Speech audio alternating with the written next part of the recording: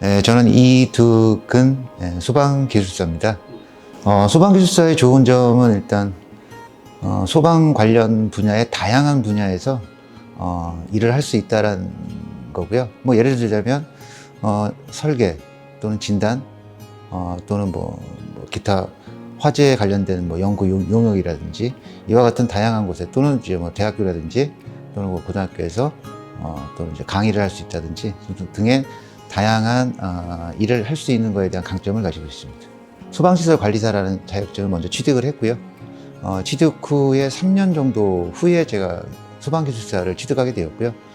소방관리사를 하게 되면서 이제 아무래도 좀 소방 관련된 법적 지식에 대한 특히 뭐 화재 안전 기술 기준, 화재 안전 성능 기준에 대한 부분을 좀 어느 정도 알고 있었기 때문에 법과 관련된 부분에는 큰 문제가 없었고, 근데 그 관리사하고 기술사의 차이점이라면은 기술사는 왜 그런지에 대한 부분을 이해하는 부분이기 때문에 그걸 공부하면서 좀 재미를 좀 느꼈었던 것 같고, 대략 소요 시간은 한 3년 정도 걸렸던 걸로 기억합니다. 현재 저는 그 설계 업체에서 설계 주일역으로 현재 근무를 하고 있고요.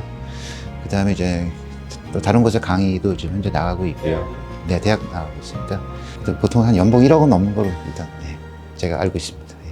좀 마이스터 고등학교에서 강의를 하면서 느꼈던 보람된 내용이 두 가지가 있는데, 하나는 강의를 하면서 학생들이 궁금했던 부분들을 해소시켜 줬고 그걸 이해했을 때에 대한 보람이 하나 있었고, 또 하나는 가끔 저한테 질문을 하는 경우가 있습니다.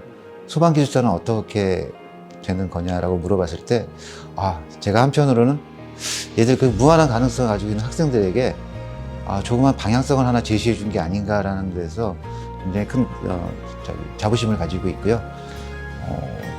그런 생각을 가지고 있는 학생들을 보면서 제가 느낀 점은 뭐였냐면, 제가 좀 더 빨리 됐으면 얼마나 좋았을까라는 이런 생각을 제가 했기 때문에 10대 때 이와 같은 생각을 할 수 있다는 거에 대한 부분에서는 일단 생각을 했다는 것 자체만으로도 이미 50%는 달성했다라고 생각을 하고요.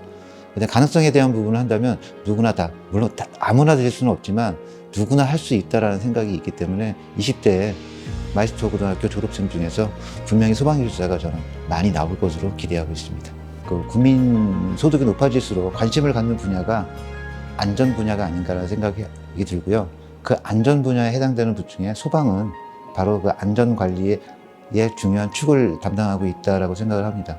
좀 더 구체적으로 소방에 대한 부분에 대한 생각을 한다면 이 또한 좋은 생각이라고 생각을 하고, 또 저와 같은 길을 갈 수 있는 소방기술사의 꿈을 꾼다면 조금이나마 그 방향성에 대한 부분을 전 적극적으로 제시해주고 싶은 마음입니다.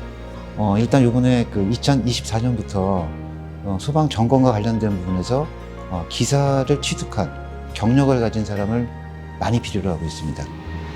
이뿐만 아니라 기존의 설계라든지 감리 같은 경우에는 주일 인력으로 필요하기 때문에 기존에 있었던 기사에 대한 수요보다 이번에 또 새로 늘어난 점검 보조 인력에 대한 또 기사 수요가 또 늘어남으로써 결국 공급에 비해서 수요가 좀 더 늘어나고 있기 때문에 현재 추세로라면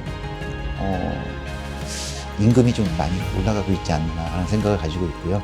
또 안전관리에 대한 부분에서도 또 국가 또는 뭐 여러 차원에서도 또 중요성을 알고 있기 때문에 그에 대한 부분에서 좀 많은 인재가 좀 필요하지 않나라는 생각을 가지고 있습니다. 반도체라면 일단은 대규모 투자를 해야 하는 시설이고, 또 반도체에서는 또 무인화가 많이 되어 있고, 또 그와 걸맞는 소방시설도 필요하기 때문에 또 건축물의 더 연면적이라든지 이런 부분이 굉장히 일반 건축물에 비해서 굉장히 크고, 그에 따른 소방시설도 많이 들어가기 때문에 그에 따른 전문 인력에 대한 수요도 당연히 필요한 것으로 생각하고, 또 이번에 마이스터 고등학교에서 10명 정도 이렇게 많이 간 부분도 그에 따른 수요에 의해서 들어간 것으로 알고 있습니다.